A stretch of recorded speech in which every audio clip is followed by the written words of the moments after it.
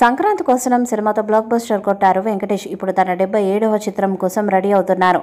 ఈసారి మరొక స్టార్ దర్శకుడు వెంకీ సినిమా చేస్తున్నట్టు సమాచారం.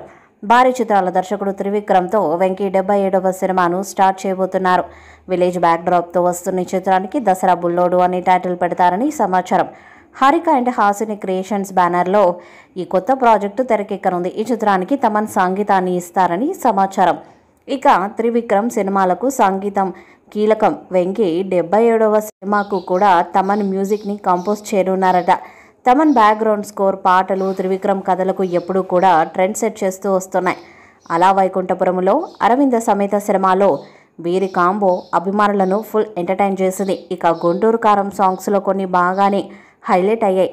త్వరలోనే వెంకీ త్రివిక్రమ్ సినిమా స్టార్ట్ అవుతుందని తెలుస్తుంది. 2026 సంక్రాంతికి రిలీజ్ అయ్యేలా ప్లాన్ చేస్తున్నారట. షూటింగ్ త్వరలో మొదలవనుందంట. త్రివిక్రమ్ ఈ సినిమాలో విక్టరీ వెంకటేష్తో క్యారెక్టర్ చాలా ఫన్నీగా చేయబోతున్నాడని డిజైన్ చేస్తున్నట్టుగా సమాచారం. వెంకీతో త్రివిక్రమ్ కాంబినేషన్ గతంలో చాలాసార్లు సెట్ కావాలని ప్లాన్ చేసినా అది వర్కౌట్ కాలేదు. ఇప్పుడు ఈ ప్రాజెక్ట్ ఫైనల్ అయినట్టు తెలుస్తుంది. వెంకటేష్తో నువ్వు నాకు నచ్చావు, మల్లీశ్వరి సినిమాలకు త్రివిక్రమ్ రైటర్గా పనిచేశారు. ఆ సినిమాలు సూపర్ హిట్ కావడంతో వీరి కాంబో ఇప్పుడు డైరెక్టర్, హీరోగా ఎలా ఉంటుందన్న ఆసక్తి అందరిలోనే ఉంది. ఈ సినిమా ఫ్యామిలీ ఎంటర్టైనర్గా త్రివిక్రమ్ స్టైల్, ఎమోషన్స్తో రాబోతుందని అంటున్నారు. వెంకటేష్ గత సినిమాల్లో డిఫరెంట్ రోల్స్తో ప్రేక్షకులను ఆకట్టుకున్నాడు. త్రివిక్రమ్ లాంటి డైరెక్టర్తో జత కడితే వెంకీ మరొక బ్లాక్ బస్టర్ కొట్టడం ఖాయంగా కనిపిస్తుంది.